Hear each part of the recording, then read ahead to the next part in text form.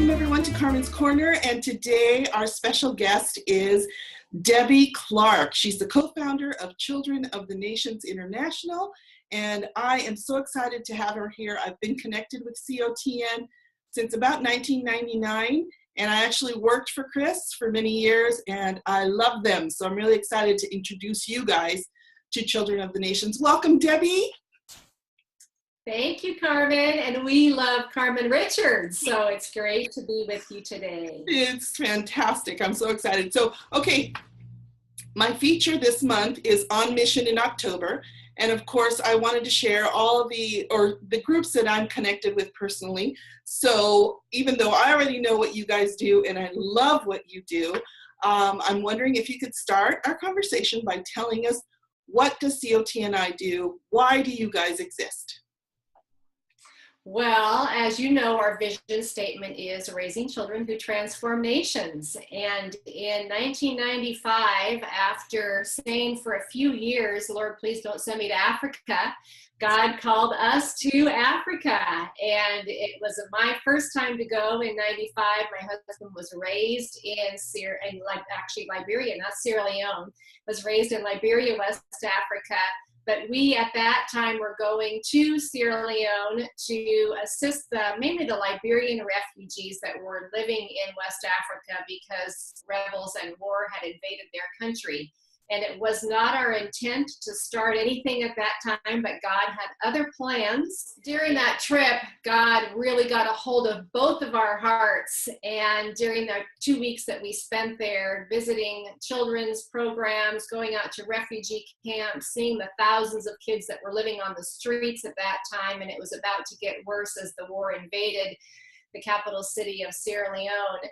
We got back on the plane after those 2 weeks that we were there, and knew that we could not return home without doing something about what we saw.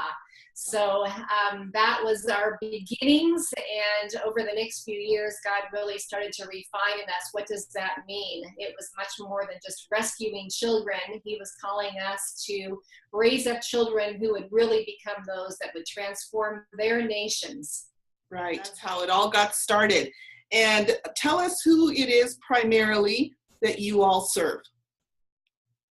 We work with children of all ages, although our identified age are the younger ones between 3 and 7 years old, because those are really the children that cannot care for themselves at that young age. Although going back to Sierra Leone, one of the things that grabbed my heart was seeing a young child as old as maybe 6 years old with a toddler or a baby strapped on their back, and they were caring for their younger siblings at that age.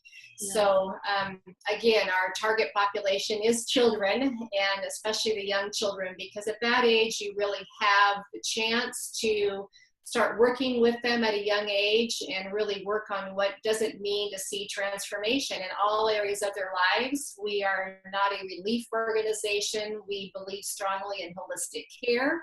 So we look at all areas of a child's life, just as many of us, or hopefully most of us, would do with our own families. So what does it mean to educate a child? What does it mean to help them to heal from the trauma that's so prevalent in most of their lives?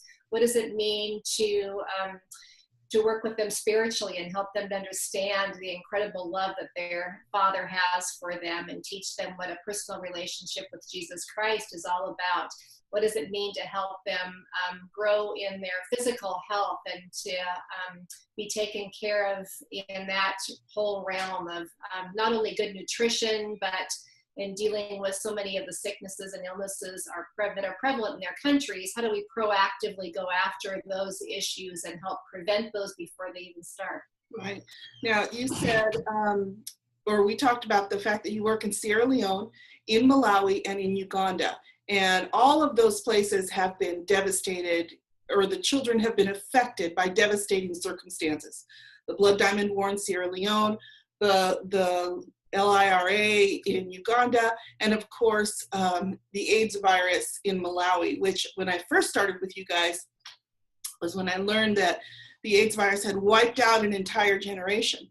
So you, Debbie Clark, although you're amazing, I know you and Chris can't be everywhere all at once. So how is it that you work with all of those children? Because you don't take the children out of the country, you make homes for them in their own country, and not only in Africa, but also in the Dominican Republic and Haiti. So how do you do that? Because you can't be everywhere at once.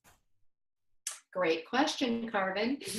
So also I would say I mentioned my husband growing up in Liberia, West Africa, which is one of the ways that we know that God uniquely crafted us to work in this ministry. He would say that he saw during those growing up years both how missions was done right, and then maybe how missions might have been a little bit less effective.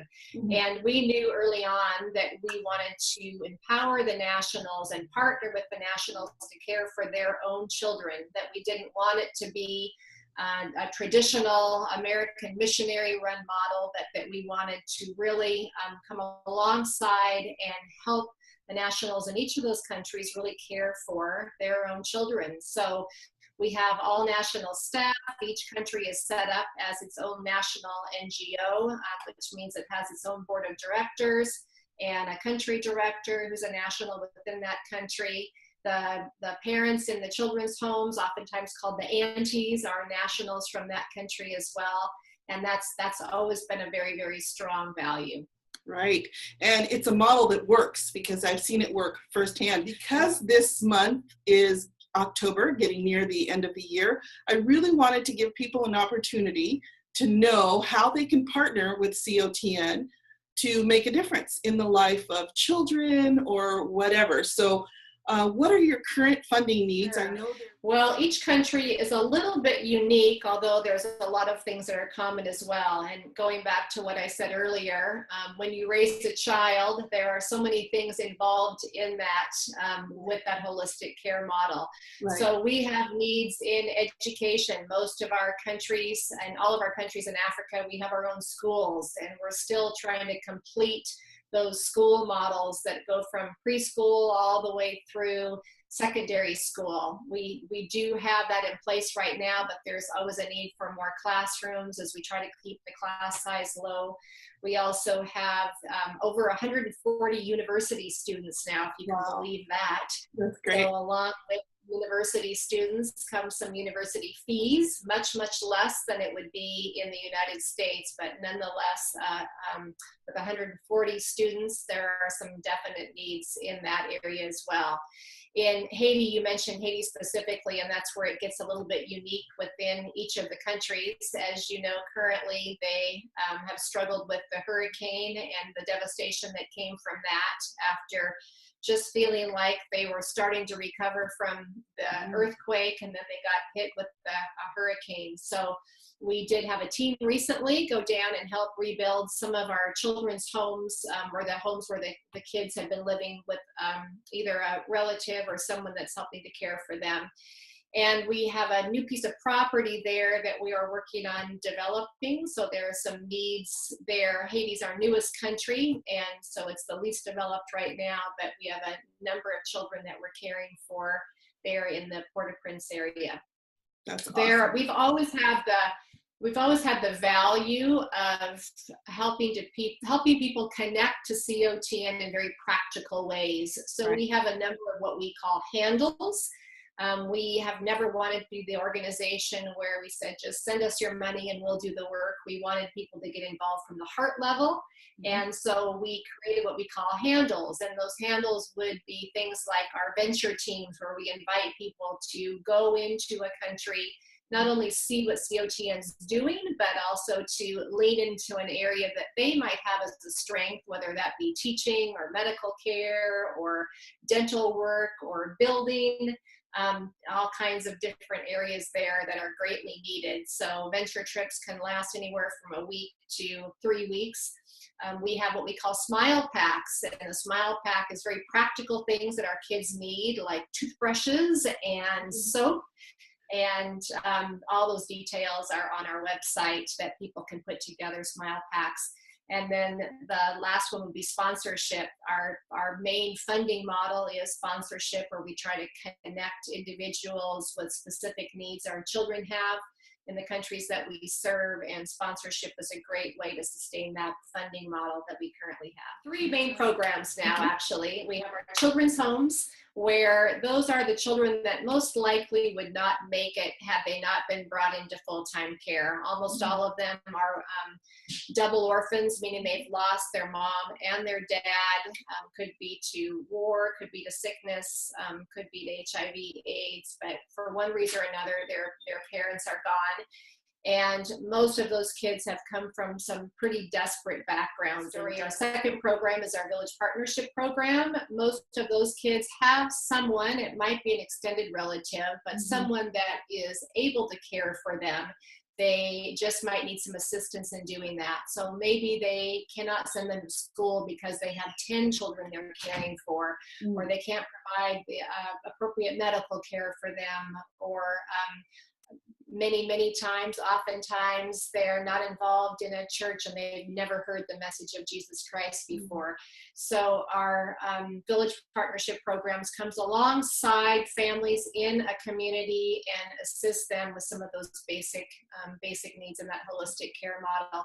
And then our third program is the University Program, which I mentioned that kids need to apply for. They most likely have come up through our program, but they need to apply for that program. That's not a right, it's a privilege, so they need to work hard to get to that level. Well, we do sponsor some children, and I also remember that when I was working for you guys and we'd go share at a church somewhere, we do the quarters thing. You know, the little kids during VBS week would collect quarters, and those were great for meals. And I just love that as one of those handles, because it's something even a small child can do. My grandchildren, as you know, are 5, 3, and 1.5. And because Michael, their dad, does mission trips to the Philippines, they always know Daddy is going to go work with the kids that don't have anything. And so whenever they find coins, they just stick them in a little jar somewhere so that Daddy can give it to the children who don't have anything. And I just think that's wonderful. So it's grabbable from a very young age to, you know, an adult, but also a college student who has a passion for a particular thing, like you said. So that's awesome. There's lots of ways to participate, and we'll put your website up, COTNI.org. And so thankful for Children of the Nation. So thank you so much for being here.